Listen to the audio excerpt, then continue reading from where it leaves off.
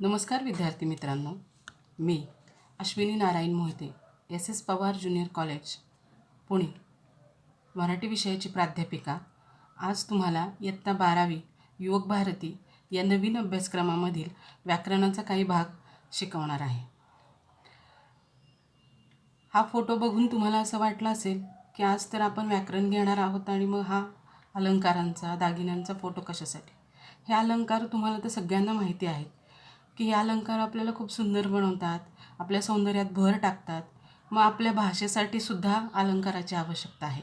आपल्या भाषेलाही आपल्याला सुंदर बनवायचं आहे आणि म्हणूनच व्याकरणाच्या भागामध्ये अलंकाराचं खूप महत्त्व सांगितलेलं आहे. अलंकार हे खूप महत्त्वाचे आहेत भाषेसाठी आणि त्यातीलच आपण व्याकरणातील एक भाग अलंकार बघणार आहोत. मग हे अलंकार काय काम करतात भाषेला अलंकारित बनवण्यासाठी? तर भाषेला परिणामकारक रीतीने व्यक्त करण्यासाठी आणि भाषेला आकर्षक बनवण्यासाठी अलंकारांचा उपयोग होत असतो. आता बघा, मी एक उदाहरण तुम्हाला सांगते. आई आपल्याला झोपायचं असेल किंवा बाळाला झोपवायचं असेल तर ती काय म्हणते? डोळे मिटून घे व झोप. कधी कधी तर तुम्ही मोबाईलच्या इतक्या आहारी गेलेला असता, रात्री 12-1 वाजेपर्यंत मोबाईल सुरू असते. एखाद्या वेळेस आई एक धपाटाही घालते, तुला किती वेळा सांगितलं झोप म्हणून, तरी जागाचेस. ही भाषा असते. पण आपल्या या मराठी भाषेत जर परिणामकारक रीतीने जर कवीला बोलायचं असेल तर कवी काय बोलेल? पापणीच्या पंखात झोपू दे डोळ्यांची पाखरे. ही झाली आपली अलंकारित भाषा. आपण दुसरं एक उदाहरण पाहू. एखादा व्यक्ती, एखाद्या स्त्रीचं चालणं, तिचं वागणं खूप छान आहे असं जर त्याला म्हणायचं असेल तर तो साध्या सोप्या भाषेत म्हणेल, तुझे चालणे मोहक आहे. पण जर कवी जर बोलेल तर कवी काय म्हणेल? चांदणे शिंपीत जाशी चालता तू चंचले. म्हणजे इथे चंचले एका स्त्रीचं वर्णन केलेलं आहे. अशा पद्धतीने भाषेमध्ये जे अलंकारिक पदं येतात, या अलंकारिक पदं कधी एखाद्या शब्दाचं साम्य दाखवतात, एखाद्या शब्दाचा विरोध दाखवतात, एखाद्या शब्दाचं अतिशयोक्तीपणे वर्णन देखील केलेलं आपल्याला आढळून येतं. हेच अलंकाराचे प्रकार आपण या घटकामध्ये पाहणार आहोत.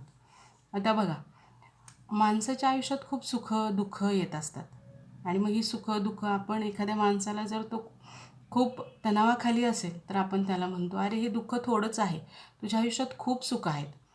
पण आपल्या ग. दी. माडगूळकर आणि सुधीर फडके यांच्या रचनेतनं जर आपण बघितलं तर ते म्हणतात, एक धागा सुखाचा 100 धागे दुःखाचे, जर तारी हे वस्त्र मानवा तुझे आयुष्याचे. म्हणजेच आपल्याला किती मनमोहक आणि आल्हाददायी वाटतं या भाषेचं हे अलंकारिकपण, आणि म्हणूनच आपल्याला हे अलंकार शिकणं खूप आवश्यक आहे. म्हणूनच आपण बघूया अलंकाराची ओळख. अलंकार हे 2 प्रकारे आपल्या समोर येतात. पण प्रथम आपण अलंकाराची व्याख्या बघूया. ही व्याख्या सगळ्यांनी आपल्या वहीमध्ये लिहून घ्यायची आहे. भाषेला ज्या ज्या शब्दामुळे, अर्थामुळे शोभा येते, त्या शब्दांचा, अर्थांच्या गुणधर्माला भाषेचे अलंकार असे म्हटले जाते. ही व्याख्या सगळ्यांनी लिहून घ्यायची आहे. अलंकाराचे 2 प्रकार पडतात. एक म्हणजे शब्दालंकार. म्हणजे हे शब्दालंकार जे आहेत, हे शब्दालंकार हे शब्दांच्या रचनेवर आणि अक्षरांच्या रचनेवर पडलेले असतात. दुसरा आहे तो म्हणजे अर्थालंकार. अर्थालंकार म्हणजे काय? तर अर्थावर आधारित असलेले हे अलंकार असतात. त्याची उदाहरणं आपण पुढील प्रमाणे पाहू. आता बघा, शब्दालंकार म्हणजे काय? तर शब्दरचना इथे महत्त्वाची आहे, अक्षररचना महत्त्वाची आहे. आणि अर्थालंकार म्हणजे काय? शब्दातून व्यक्त होणाऱ्या अर्थाला इथे महत्त्व दिलेले आहे अर्थालंकारामध्ये. आता एक उदाहरण बघूया आपण शब्दालंकाराचं. रंगात रंगुनी साऱ्या रंग माझा वेगळा. रंगात रंगुनी साऱ्या रंग माझा वेगळा, गुंतुनी गुंत्यात साऱ्या पाय माझा मोकळा. ही कविता सुरेश भट यांची आहे आणि ही तुम्हाला या अभ्यासक्रमामध्ये अभ्यासण्यासाठी सुद्धा आहे. तर हे आपण बघू शकतो की कशाप्रकारे शब्दांचा उपयोग इथे केला आहे शब्द अलंकारामध्ये. म्हणजे इथे काय यमक जुळवून आपल्याला आकर्षकपणे शब्दरचना आणि तो भाव पोचवण्याचा कवीने प्रयत्न केलेला आहे.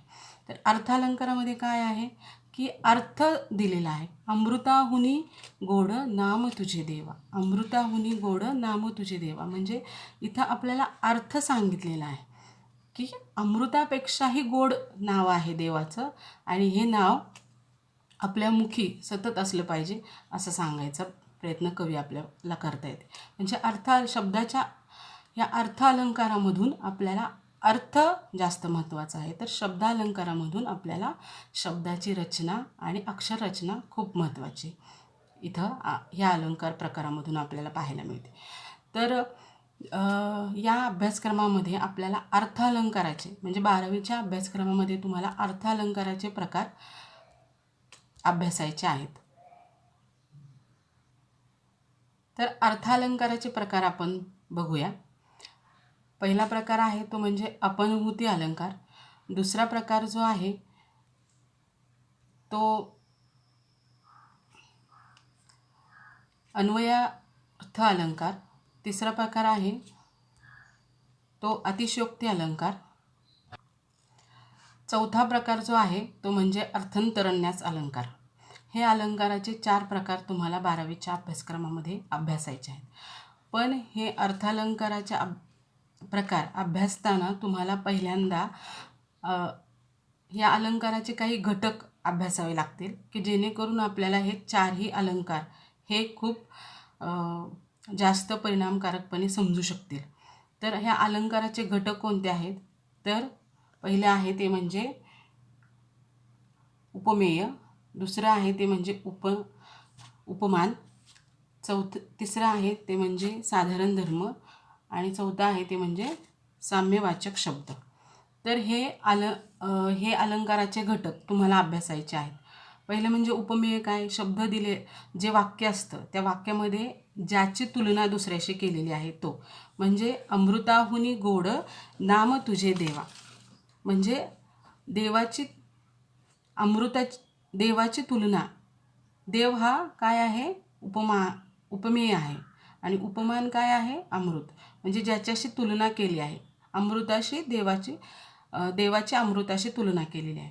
आणि साधारण धर्म म्हणजे 2 वस्तूमधला सारखेपणा दाखवलेला असतो. साम्यवाचक शब्द म्हणजे सुद्धा सारखेपणा दाखवण्यासाठी वापरलेला शब्द असतो. तर आपण उदाहरणातून बघूया. एक म्हणजे अमृताहुनी गोड नाम तुझे देवा. आता इथे काय आहे अमृत. अमृत काय आहे मी तुम्हाला सांगितल्याप्रमाणे अमृत हे उपमान आहे. उपमान म्हणजे तुलना केली आहे. मेन काय आहे उपमेय. देव आहे देवाची तुलना अमृताशी केलेली आहे. म्हणजे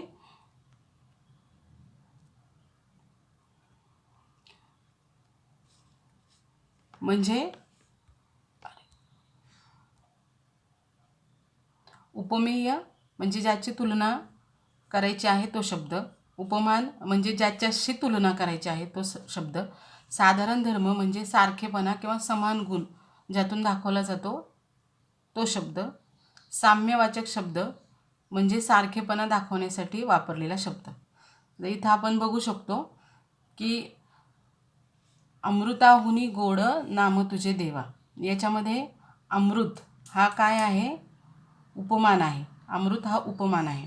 तर देव काय आहे उपमेय आहे. आणि त्यानंतर साम्यवाचक शब्द काय आहे हून जो शब्द आहे तो आहे साम्यवाचक शब्द. आणि त्यानंतर साधारण धर्म इथं काय आहे गोड जो आहे तो साधारण धर्म आपल्याला इथे दिसून येतो. दुसरा आपण बघूया ज्याचे अक्षर मोत्यासारखे सुंदर आहे. आता यामध्ये अक्षर जो शब्द आहे अक्षर जे आहे ते उपमेय आहे. अक्षराची तुलना कशाशी केली आहे मोत्याशी केली आहे, म्हणून मोती काय आहे? उपमान आहे. अक्षर जे आहे ते अक्षर उपमेय आहे, तर मोती काय आहे? उपमान आहे. आणि सुंदर, सुंदर हा शब्द काय आहे? तर साधारण धर्म आहे. आणि साम्यवाचक शब्द आहे सारखे. साम्यवाचक शब्द कोणता आहे? साम्यवाचक शब्द आहे सारखे. साम्यवाचक शब्द. अशा पद्धतीने तुम्हाला उपमेय आणि उपमान समजलं असेल. तर आपण आता पुढे बघूया आणखीन उदाहरणं. तर अलंकाराचे घटक तुम्हाला ओळखायचे आहेत. हा आंबा जणू साखरच. मग याच्यामध्ये आंबा काय आहे? याच्यामध्ये आंबा जो आहे तो उपमेय आहे आणि उपमान काय आहे? साखरच. तर आकाशातील चांदण्या ह्या उपमेय आहेत, तर फुलं म्हणजे फुलांशी तुलना केलेली आहे, त्यामुळे ते उपमान आहे. आपण आणखीन एक उदाहरण बघूया.